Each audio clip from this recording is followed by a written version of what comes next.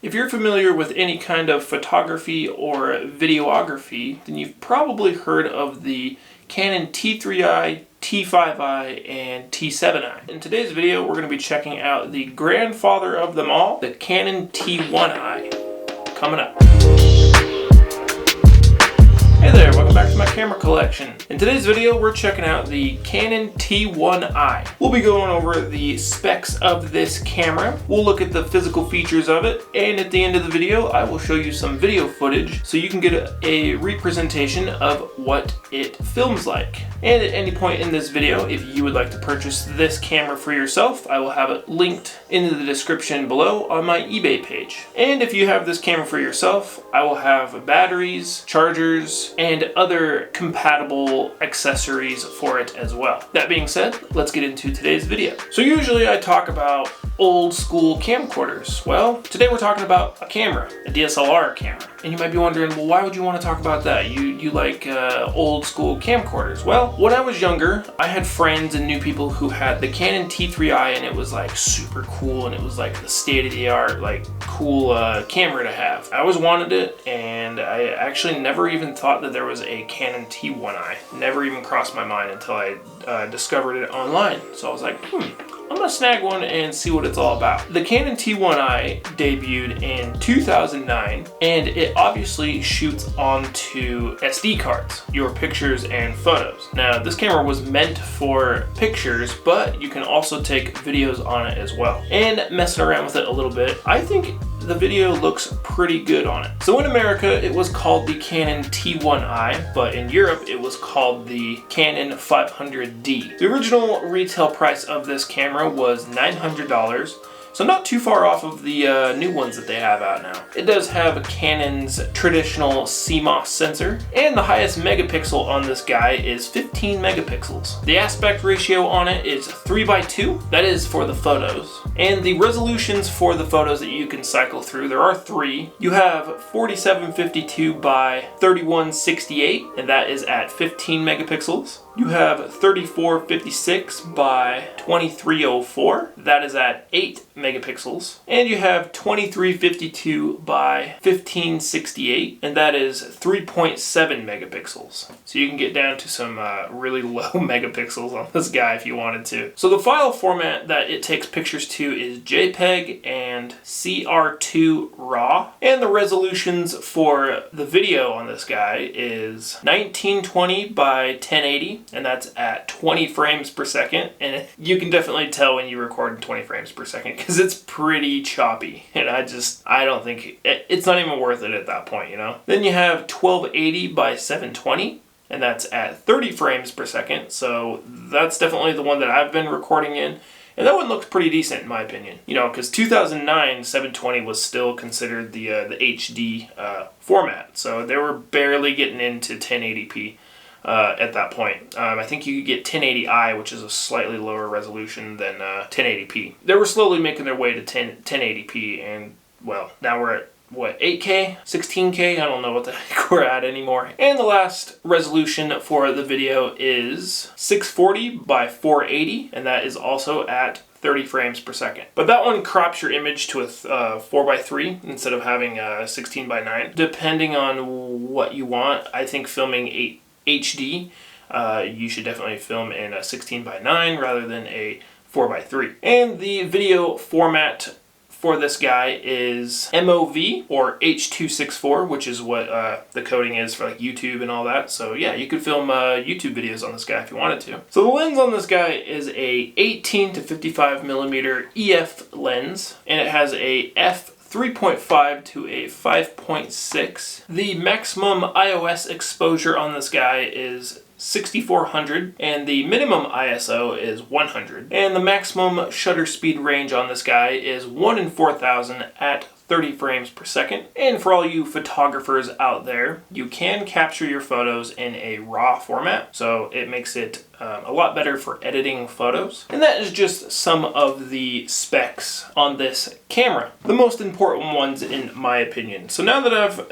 said all that, let's go around the camera and look at what it all has to offer for features. If you've played with any kind of DSLR, you'll probably roll your eyes at me because, well, generally any kind of Canon DSLR has pretty much the same buttons in the same spots. A little bit different here and there, so that's why I'm going to go over it. I'm always starting at the front, so let's do that. So this camera came with a nice lens cap on the front. It is a Canon lens cap, and it stays on there very well, and it's very easy to put on. It does have a 58mm lens thread on it, so any kind of filter, wide angle, or telephoto lens you want to put on there, that's the size you would need. I don't recommend the big Optica 0.3x super wide fisheye for this. I've tried putting it on here or on one of these lenses before just to see what it would do, and it don't focus very well on it, so everything's just really blurry in your picture. Definitely don't recommend one of those. It did come with a little protective lens on the front. It is a Canon one.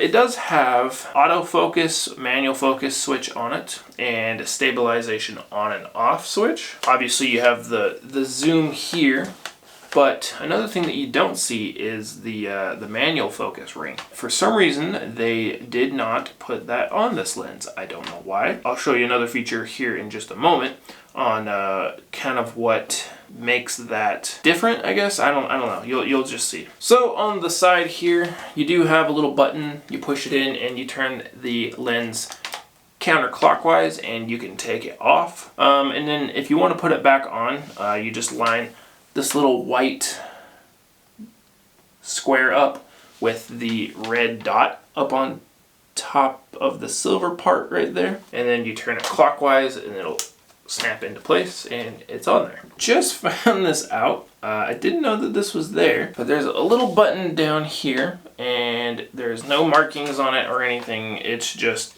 a button, and I just turned it on and I don't even know what the heck it even does, so that sucks. I don't know what that is. If you know what it is, let me know in the comments and I'll pin it. But above the button to take the lens off is your flash button. You can push that and it'll electronically pop the lens or the flash up, and you can take pictures with the flash. I think you have to have it in flash mode for that to spring open. On the side here, you do have a wired remote plug-in there. I think it's still a 2.5mm jack for that, so like your LANC kind of style. You do have a AV out digital, which is just like a USB to your computer. I assume you can just transfer pictures and video that way if you wanted to. But then you also have a HDMI or a mini HDMI out. So you can watch your videos on your TV if you want to. Or I think you could use it for streaming, like going like live on YouTube. The screen on the back is a 2.7-inch LCD screen. As you can see, it doesn't actually flip out with a little flippy screen. And I think that's why the T1i was such a big deal, because I think it was the first one to actually have a flip out screen on it. So making videos and all that with it was super awesome for people back then. I think that one came out in like 2012. But up on top you do have the menu button and the display button. So you can cycle through different displays on the screen to monitor different things and all that. And then going into the menu, you can change the brightness, like the exposure. There's a lot of, you can add a grid on your photos. Or not on the photos, but you can add the grid on the screen to help you shoot photos and video and stuff like that a lot easier, and a lot of other things that's on the DSLRs. I'm not going to go into detail on the menus. Speaking of that, I don't ever go in on the menus on these cameras, so if you would like me to show you the menus on these with my reviews, let me know in the comments and I can start doing that for you. Obviously you got the viewfinder here, right here up on top of the screen. It is kind of a squishy, rubberized. You do have the focus wheel up here on the right side of it, and then below it you'll see those two little black bars that are underneath the viewfinder, and that is actually a sensor for when you're taking photos if you have it in the mode on the screen. So you're looking at the screen to take photos, but then like you can put your face up to it and the screen will shut off and the viewfinder will pop up. Then you have your button right here, and that is your AV, your exposure button. You can push that and it'll turn on your exposure, and then you can use this wheel up top to toggle how much or less exposure you want for your photos. From what it seems like, you have to go into the menu to change that for video. Every time, if you want manual exposure like that, you have to go into the menu and change it, and that's a big pain in the ass in my opinion.